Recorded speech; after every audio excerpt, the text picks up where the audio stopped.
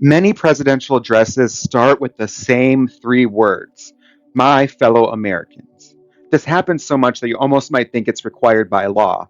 And a lot of times we just hear those three words, don't think about them that much, and move on with the rest of the speech. But those three words are a clear example of how speakers and advocates can subtly start influencing their audience. And in this lesson, we'll learn why that's the case. We'll define the concepts of the second and third persona, and then also talk about why those concepts might be useful for you and also useful as we analyze rhetoric around us. To get to those definitions, let's start way back in the beginning. At the beginning of a speaking situation, we just have this speaker that's standing there getting ready to deliver their speech. And they have their speech, we also refer to as the text, something that is a persuasive act that is influencing audience. And I just said the next part, we also have the audience there as well. Now, then we have the persona. The persona is the implied speaker, how the speaker is representing themselves in their speech or their text. And so we can be a lot of different things. We can be a mother, a college student, someone who ran cross country in high school. All those different things are who we are.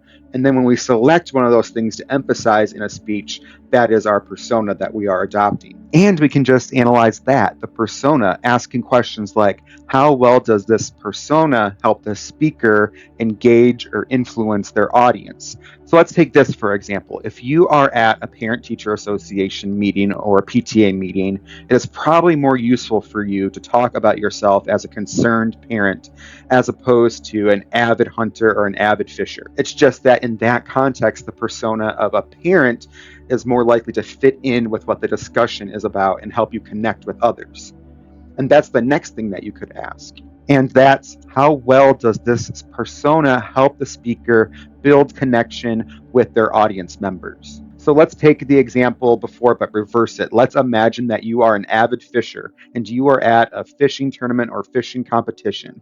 You're probably more likely going to build connections with other people if you talk about yourself as that avid fisher, as opposed to a member of the PTA. And so what persona also teaches us is that we need to be thinking about how we are representing ourselves to our audience in ways that could either help us build credibility, help us build connection, and in ways that are useful for us. But we can also go a step further and think about the second persona. The second persona is how the speaker is representing the audience in the actual text or in the actual speech. And so during speeches, we give our audiences clues about how they should be viewing themselves. And so if we think of a big audience, there's a lot of different people, and there's probably a lot of different ways you could talk about the people in the audience. The second persona then is how we are encouraging that audience to view themselves in that moment. And so the classic example then is my fellow Americans. And in those moments, the president is encouraging us to think about ourselves as Americans first in that moment, as opposed to all the other different ways we could think about ourselves. And so when the president speaks, the president is likely talking to a lot of Democrats, independents, and Republicans at the same time. And instead of wanting people to be thinking about their political affiliations, the president is encouraging us to think about ourselves all as one people, as Americans.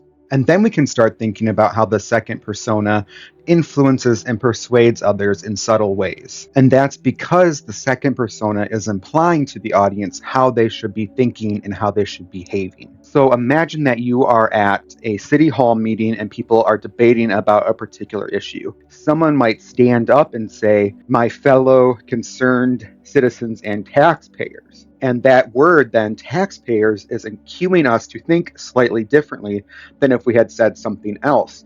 So the taxpayers might be a signal to us to then think about the issue in a more economic, fiscal manner than we might with a different second persona. And as we are analyzing the second persona, we can start thinking about questions related to how effective or how persuasive that second persona might be. And a good way to ask that would be to ask, how useful is this second persona in terms of how it's helping the advocate or the speaker frame an issue, help them connect with an audience, or help them position the audience in a way that is more likely for them to act. So, for example, if the speaker is referring to the audience as a bunch of lazy bums, that's not going to help them convince the audience to do something. The next question we can ask is that second persona a moral second persona? And this is where we start getting into our ability to analyze the ethics and morality of a text by asking questions like, should we actually become or want to become the second persona that the speaker is envisioning? And so think of all of the second personas I've mentioned as concerned taxpayers, as parents, as Americans. We could ask, are those roles or ways of thinking about ourselves actually good in that situation? And the answer could be yes or no, that in that situation, we should or should not be viewing ourselves as concerned taxpayers or Americans or whatever the second persona may be. Once we start using the second persona, we can incorporate the third persona. Now, in the image, you're seeing the third persona in red and there's a cross through it because the third persona is people who are being negated or a negated audience. You'll notice that it's both inside and outside the speech bubble. And that's because the third persona can happen in two different ways. And the first way is based off how the text is representing the audience. And so in this case, think of the third persona as kind of the opposite or the shadow of the second persona. If our ideal audience is the second persona, then the third persona is the people who would not be a part of that ideal or invited audience. So again, think of my fellow Americans. In that case, right, the speech is including people in the United States, and the third persona, then the people who are not a part of that second persona, are everyone else in the world who's not in the United States. If you think of a speech that starts with, my dear fellow parents, then people who are not parents are a part of that third persona. So let's take a look at a quick example of that. Here we have a poster that is promoting blood donation. And what it's doing is saying that if you are donating blood, then you are a hero. And so the second persona then is the invited ideal audience of people who go out to donate blood to become heroes. But then there is the third persona, and that is the people who cannot be a part of that ideal invited audience because they are not able to donate blood. And so people who can't donate blood because they recently got a tattoo or because they traveled somewhere out of the country or they have sickle cell anemia or some other blood disease, those people could not become heroes under this poster's definition of heroes, because if being a hero is defined as giving blood, then those who are unable to give blood cannot be heroes. And so that's a quick way that you might use the third persona to evaluate a text and how it might negate a particular audience. And the second way that we can think about the third persona is that the situation itself is what is doing the excluding or the negating. So let's imagine that there's a city council that's having a hearing and making critical decisions about things like teacher pay, the curriculum at the schools, and those kinds of questions. Let's also imagine that they have that meeting from 10 a.m. to noon. Now, in that case, because they're at school, teachers and students would not be able to participate in the discussion, and those are the two groups that would be affected by the outcome of questions about the curriculum and teacher pay. And so in that case, the situation itself is making it so a key stakeholder is not able to be a part of the discussion. And so this second part of the third persona is allowing us to ask the question, are the key stakeholders, the people who will be impacted by the decision, able to speak and try to persuade others on that issue? And so why does this matter? It matters because asking these questions about the third persona allow us to develop more inclusive texts and more inclusive situations.